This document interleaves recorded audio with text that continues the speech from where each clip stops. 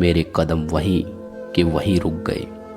जो मैंने सुना था उस पे मेरा दिल और दिमाग यकीन करने की पूरी कोशिश कर रहा था, पर उस पे यकीन नहीं हो रहा था। मेरी कोई भुआ भी थी या है, और ये बात मेरे पिताजी ने मुझे कभी नहीं बताई। तो क्या पिताजी के साथ वो अपनी बहन से भी नफ़रत करते थे, या फिर मेरी भुआ उनसे नफ़रत करती थी क्योंकि मेरे पिताजी ने उनके पिताजी को नहीं अपनाया? उस औरत से और जानने के उद्देश्य से मैं पीछे मुड़ा। वो हवेली की छत को सहारा दिए एक विशाल स्तंभ के नीचे बैठी हुई अभी भी रो रही थी। मैंने अपना बैग बगल में रखा और उसके सामने बैठकर एक बच्चे की तरह पूछा, मेरी भुआ कौन थी? उस औरत ने मुझे हैरानी वाली नज़रों से देखा और कहा, हे भगवान, भानु ने तुम्हारी भुआ के बारे में कुछ नहीं बताया? उस बेचारे ने अपनी पिताजी से लड़ाई में अपना दिल इतना कठोर बना लिया कि जिस बहन से वो इतना प्यार करता था, ये सब, हे राम। वो और कुछ न कह पाई, पर उसने अभी भी कुछ नहीं बताया था मुझे। मेरे मन में सवालों ने बवंडर मचा रखा था। मैं अभी रुक नहीं सकता था। मैंने उस औरत को फिर से झकझोरा। काकी, मैंने बोला, मुझे बताइए, पर उसके मुंह से शब्द नहीं निकल रहे थे। अब बस एक ही रास्ता था। मैं तेज़ी से पीछे मुड़ा, अपने पिताजी को ढूंढने लगा। किसी ने बताया कि मुनीम और वकील के साथ व्यस्त थे, पर मैं अब और इंतज़ार नहीं कर सकता था। मैं पिताजी के कमरे में गया। किसी और हालत में मैं उन्हें कभी परेशान नहीं करता, पर इस बात कुछ और थी। मैं सीधा अंदर गया और उन्हें बाहर आने को कहा। मेरे गंभीर स्वरों को वो पहचान गए और बाहर आए। मैंने एक ही सांस में सवाल पूछा, आपके पिताजी का समझ में आता है, पर मेरी भुआ भी है। ये बात आपने क्यों कभी नहीं बताई मुझे? उनका चेहरा उतर जाएगा ये मुझे पता था। मैंने उन्हें पहली बार शब्दों के लिए संघर्ष करते देखा था, पर सैनिक थे वो भी। अपने आप को संभालते हुए बोले, क्या समझना चाहते हो?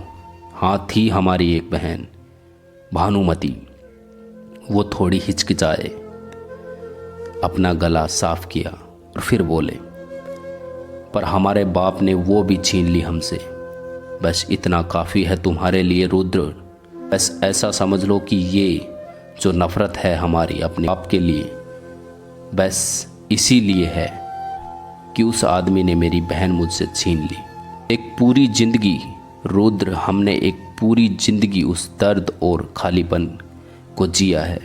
अब यदि आप चाहते हैं कि वही रास्ता फिर से चलें तो क्षमा करें, ऐसा नहीं होने वाला। आराम करें, अब सुबह निकलना है। वो फिर अंदर चले गए। मुझे पता था कि अब मैं चाहे कितना भी बोल लूँ, ये अब मुझे कुछ भी नहीं बताने वाले। पर अब तो मुझे ये जानने बिना चैन नहीं मिलने वाला था कि आखिर ऐसा हुआ क्या था। अब एक ही चारा था। मैं दोबारा उस औरत के पास गया तो वो उसी स्तंभ के सहारे बैठी हुई थी। उन्होंने मुझे आते ही देख लिया। मेरे चेहरे पर सवालों के जाल शायद उन्हें दिख गए थे, या शायद वो समझ गई कि मैं क्या पूछना चाहता हूँ। समझते भी कैसे नहीं मेरे पिताजी को, जो बड़ा किया था उन्होंने मुझे अपने नज़दीक बैठने को कहा। मैंने बैठते ही कहा, पिताजी से कुछ पूछ के उनके पुराने घाव नहीं खुरेदना चाहता, आप ही कुछ बता दीजिए काकी। उन्होंने मुझे बड़े ही दयनीय और उदास भाव से देखा। एक लंबी सांस ली और अपने धीरे और वृद्ध स्वर से कहा, भानु ने गलत ही क्या कहा रुद्र? उस बेचारे ने तो अपने जीवन की सबसे कीमती चीज़ खोई है। पर ऐसा नहीं है कि सिर्फ उसी ने कुछ खोया है। एक बाप ने अपनी संतानें खोई हैं, एक बहन ने अपना भाई और एक लड़की ने अपना प्यार। प्यार? मैंने बीच टोकते हुए पूछा।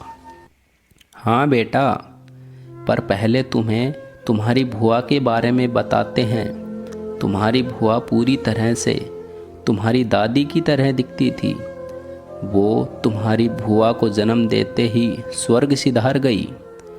तुम्हारे दादाजी ने दोनों का नाम भानु और भानुमती रखा, पर तुम्हारे दादाजी उसे प्यार से डब्बी बुलाते थे और तुम्हारे पिताजी को डब्बू।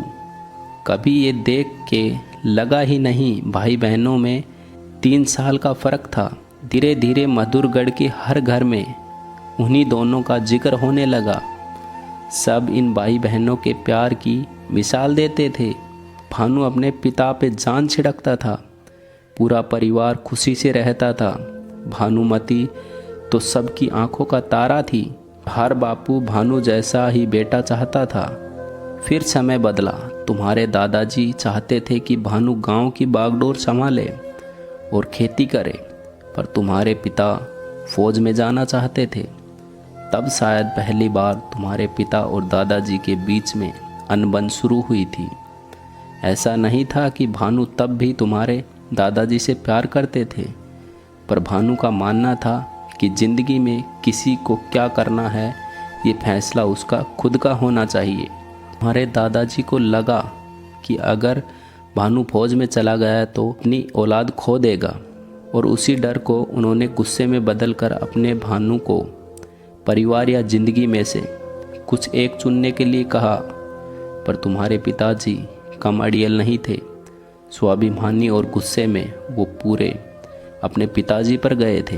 वो गए तो घर छोड़कर, पर भानुमती के लाख मनाने पर दोनों के बीच में सुलह हो गई। पर उसके बाद जो हुआ वो न तो हमने सोचा, न ही गांव में तब किसी ने। ऐसा क्या हुआ था दादी काकी?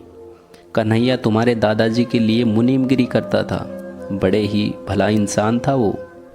तुम्हारे पिताजी के बचपन का दोस्त और तुम्हारे दादाजी के भरोसे की परीक्षा। ये बात तब की है जब तुम्हारे पिताजी की शादी होने वाली थी। तुम्हारे दादाजी ने पास ही लखनऊ के बड़े घराने में भानु की शादी पक्की की थी। तुम्हारे दादाजी भानुमती की भी शादी जल्द से जल्द करवाना चाहते थे।